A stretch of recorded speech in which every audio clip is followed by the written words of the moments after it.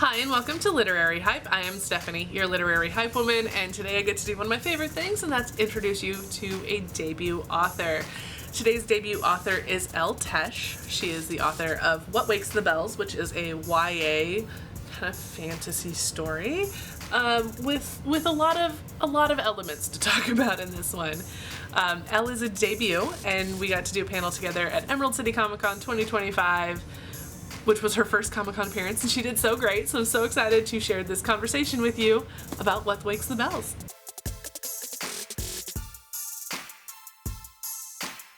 Welcome to Literary Hype. It's so exciting to have you on to talk about your debut novel, What Wakes the Bells. Well, thank you for having me.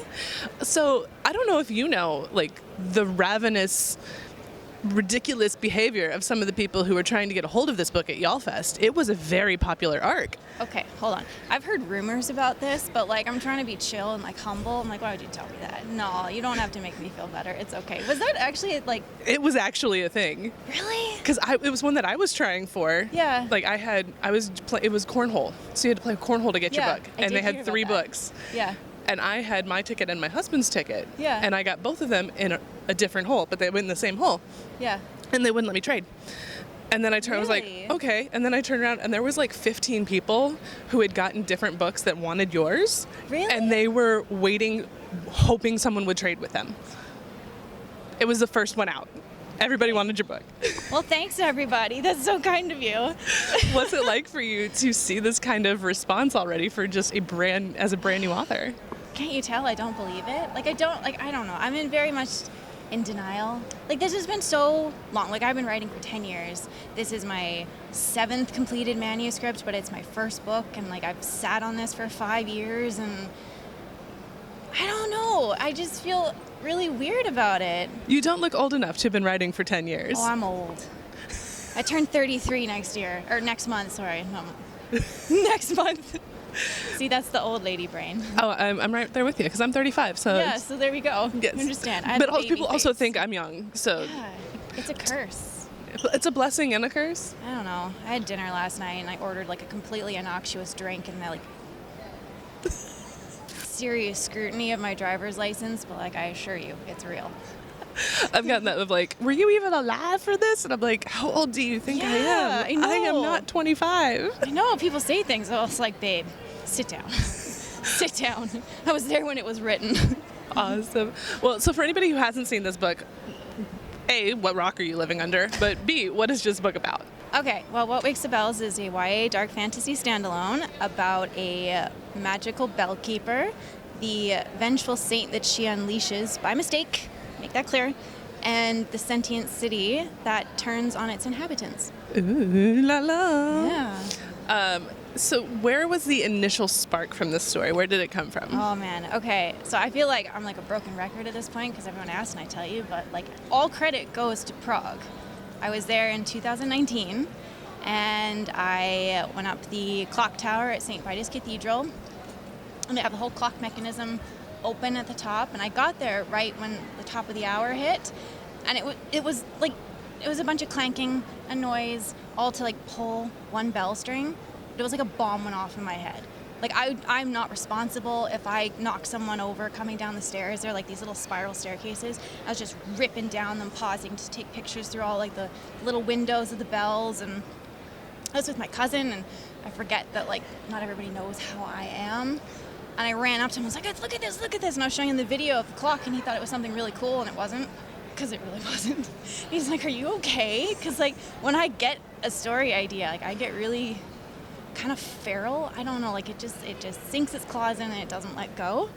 And then, so that was kind of the first seed of it. And then the next day, we were at the old town hall where that famous astrological clock is on the side. And there was a plaque outside that was talking about a local legend where every time the heart of the largest bell in St. Vitus Cathedral breaks, it's an omen of something bad. And so I think the last time that happened, there were catastrophic floods across the country. I think it was 2002. And then the pieces just all kind of came together, and I sat on it, mulled it over for a year, and then 2020 started writing it. That's so cool. How important is it? Obviously travel is a huge part of this particular story. Yeah. So how important was that initial trip and those photos that you took in crafting this?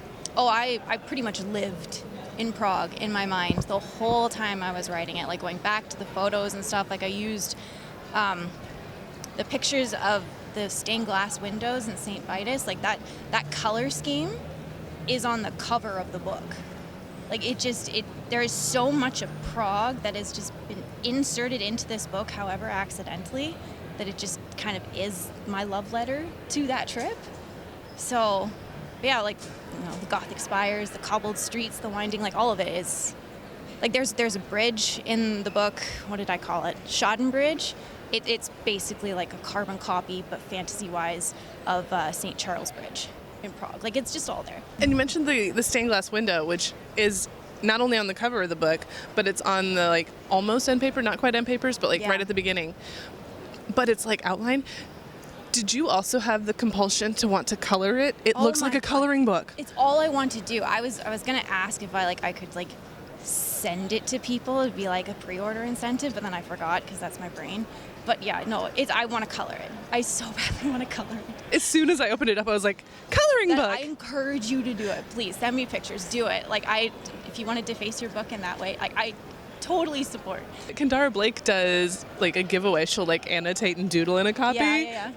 Like, I'll color on this copy. Future idea, yeah. It's also got some other really fun design features of like the fairy tale drop letters that you posted about. I love those so much. My designer Meg, they did such a good job with it. Like every time I got a copy of it to see how it was doing, it's like the book design of my dream, quite literally.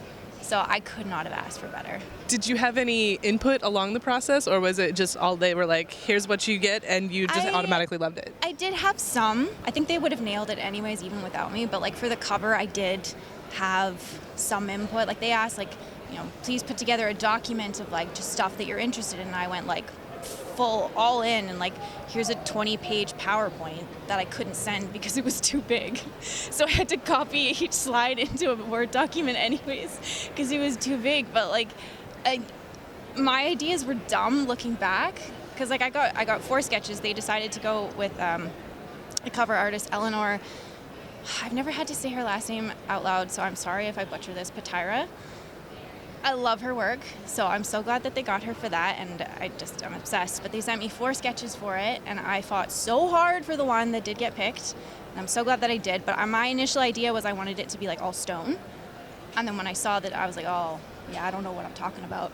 So I think even without my input, they'd have done a great job with it because it looks so good. You've got so many great graphics on your Instagram. Is that from them or like pieces from them and you do twinkle? All the ones that have been the blurbs are from them, and everything else is me selling my soul to Canva.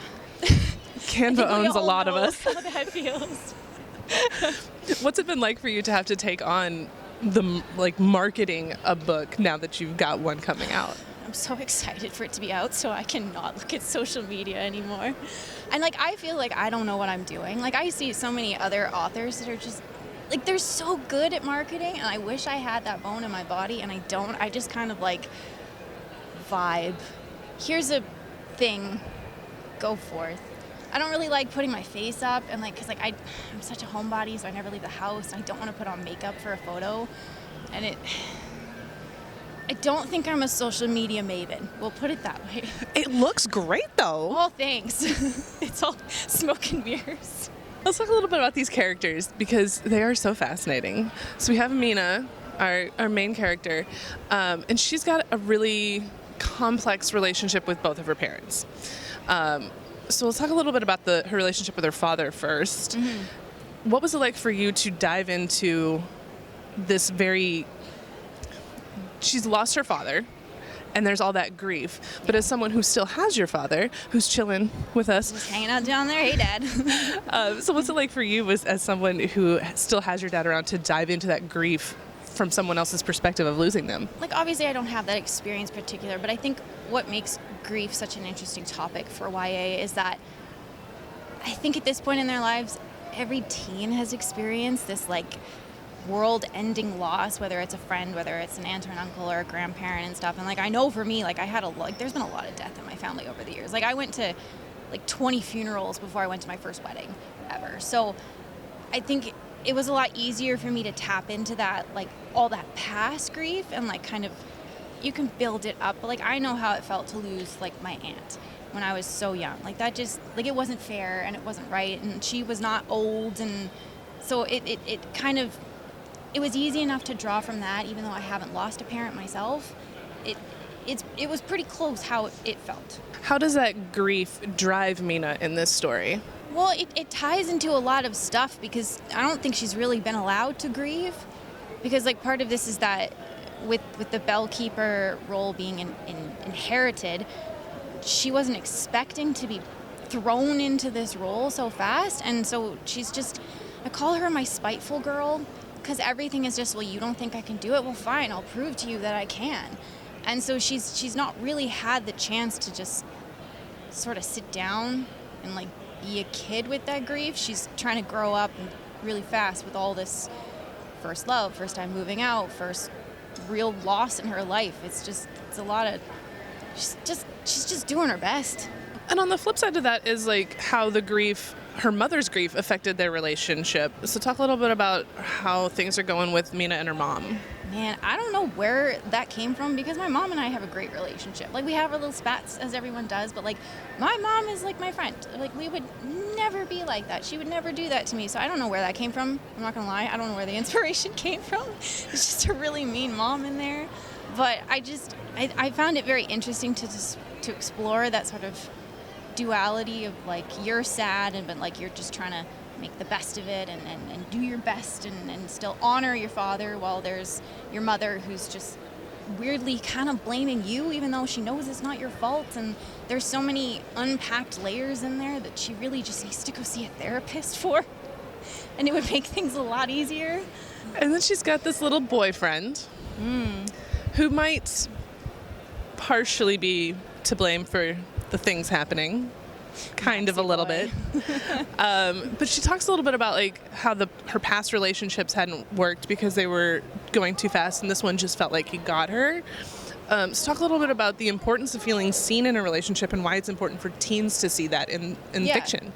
Well, this is definitely a book I think I would have needed as a kid, because as part of writing that relationship with Mina and Max is that it was very cathartic for me, because in 2020, like, I realized that I'm on the A spectrum, and I didn't quite know what that meant, but I read a book and I read a passage and I was like, oh, that's me, and I had to stare at a wall for a minute. And so that realization and that trying to understand it fed into writing Mina and Max together, because Mina's demisexual, and so she doesn't approach relationships in the same way that might be ordinary or normal for other people.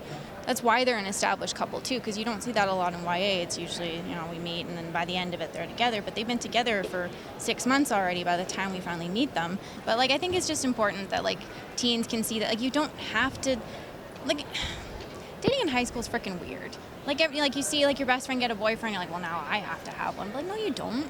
It's okay. There's no one right way to have a relationship when you're a teen. Like, if you need more time, if you need more space, if you need to be in charge, then, like, that's okay. It's totally fine. And if the person you're with doesn't understand that and tries to pressure you into something that you're not ready for, like, they're not someone that you should be with anyways. And it's interesting how she talks about it, like, that leads to her feeling that there's something wrong with her. Mm-hmm. And I feel like so many people feel that same way of, like, if I'm not fitting in this particular situation, then I'm the problem, not everything else is forcing me into something that I'm not supposed to be in. Yeah, and that's why I think this is important too, because, like, again, like, if I'd had this as a teenager, maybe it would have made me understand why don't I feel the same way as other people, sort of thing. And like, I just think it's important. And, like, I know a lot of people aren't really going to like that relationship because it's already established. You don't get that meet cute or whatever in the beginning, but, like, I wrote it for the people like me, and I've heard from readers where they've said, like, they see themselves in Mina, and, like, this has helped me understand myself, and that's what matters to me, because that's all I want. It's just for you to to see yourself for once. There's nothing wrong with the big glorious romance of, like, you have a meet cute in chapter 2 and then it's this big arc the whole way through. Like, there's nothing wrong with that at all, but sometimes you do need those quieter, slower romances. There's room in romance for everything. Exactly. There's plenty of shelf space. Like, slow burns are just so good. Yeah. I'm so biased, but I love slow burns. So, and this was like, I can say it's a slow burn, but not really because they're already established, but you know. We also want to talk a little bit about the city because it is kind of sentient. Mm-hmm. What was it like creating a place that also is a character in and of itself? You know, the funny thing is, for such an important part of the plot, I didn't figure out the city was sentient until halfway through the first draft. So it definitely was an idea that took a while to come to me, but I think it was probably the most fun I have ever had writing a setting, because world building is my favorite. Like, not to toot my own horn, but I love world building and I'm good at it. Like, sorry. But this was so much fun. I've never had to like think so hard about how certain things would work, because it replaces a lot of stuff that we would consider and take for granted. Like, okay, there were a lot of hypothetical questions that I had to ask of like, okay, well, how would this door open? Like, is it an automatic door? Okay, well, then the city opens it, and how would you turn off the lights? Well, you don't have a switch, so like the city would extinguish the candles for you and turn on the lights and heat up the water, and you know. But then there's also those other elements of the living where you can feel its heartbeat through the wall, sort of thing. So, and that's how like I can tell something's wrong, because that heartbeat is not steady anymore. And then we have the Bane. The Bane. Let's talk a little bit about crafting the baddie. He's definitely a fun character. I love writing villain dialogue, because you can just go like full on unhinged and everyone just accepts it. So I did enjoy that, especially like the catacomb scenes. I say this all the time, but they're my favorite because of what it reveals. But writing those scenes where the Bane is properly revealed, spoilers, but those are definitely my favorite characters just because of that, because of those moments of like complete unhinged chaos with a villain. Just getting to say the weirdest shit. So you made it onto a very fancy list of Barnes & Noble's most anticipated books of March. Yeah. And your graphic was like impostor syndrome in a photo. Oh, that's how it feels. I'm very flattered to Barnes & Noble. Like, thank you. Like, I'm Canadian, so like my Barnes & Noble is Indigo, so I don't really clock Barnes & Noble. So seeing that, knowing that like Barnes & Noble is big, like I think I had a moment where I had to get up and walk away and then refresh it a couple of times to see that was in fact correct. Because why am I on the same list as like legends like Tracy Deonn and Suzanne Collins? Like, are you sure? Did you make a mistake? No. Is this a typo? No. This is the thing. Like, I'm not trying to be humble. I'm just like genuinely confused. What have you learned about yourself through this whole process of publishing your first book? I'm a very disorganized person. I procrastinate a lot.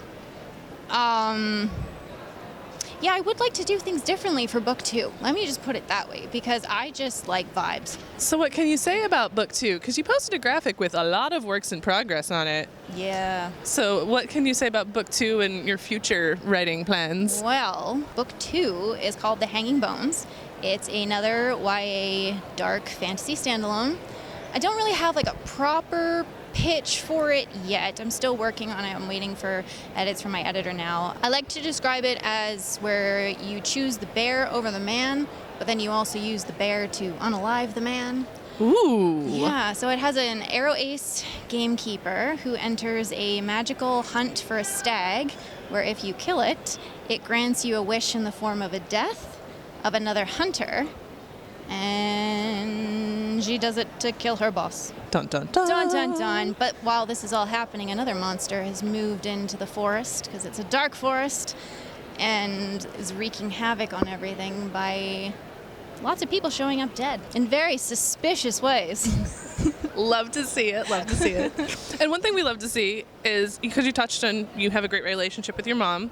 Your mom took your author photo. Yeah, she did. What's it like for you to have that special connection with her into your book? She's so proud. I love it. It's very effortless. Like, I love my mom. We have a good relationship, and she's very proud of me. Like, she opened that book. First thing she did was like, I took that photo. She's just, every time it shows up, she's like, I did that. And every time her name pops up with the photo credits, she's just so proud. But she is so proud of me, too, and she's been so supportive. Like, when her copy from Indigo arrived, she took it out, and she immediately put it on display in the kitchen. And, like, it catches the gold foil just right, and she's just so proud of me. And I'm like, it makes me feel so supported. And, like, my dad, too. Like, we're a very happy family. My sister as well. Awesome. Well, the last question we always ask, because this is Literary Hype, what books are you hyped about? How much time do you have? That's a mood. Okay, off the top of my head, obviously, The Hunger Games. I did a full reread in January. I'm ready. Let's go. Also coming out on the same day is In the Company of Killers by Laura Cook, which is a fantastic book. She's also a debut and a fellow Canadian, and I love her dearly. And it's about rival mafia gangs in New York City, also YA. It's so good. Like, I totally recommend that you go and read that. There's an excessive amount of pre-orders coming soon to my house, and I can't remember them. I just know there's a lot. I feel this deeply. Like The Glittering Edge by Alyssa Valere. Was it When Devils Sing? There's so many. Like, I have like mountains of books in my room, and I shouldn't be buying more. But buying books, reading books, and talking about books are all separate hobbies. They're completely different. And then you have writing books on top of that. So exactly. 4 different hobbies. I know my books. I know what's coming. They're all here, and they're all good. And yeah. In the Company of Killers is probably top of my list. I have read it already, but I'll read it again.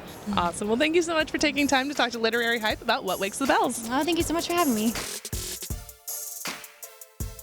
Thanks again to Elle for taking time out of her Emerald City Comic Con schedule to talk to me about What Wakes the Bells. She's so sweet, so definitely check out her books. And the links to do so are down in the description, as well as where to find her on social media. So definitely check those out. If you enjoyed this conversation, don't forget to like this video, subscribe to the Literary Hype YouTube channel, and share it with a friend. Thanks so much for watching. I'll see you next time.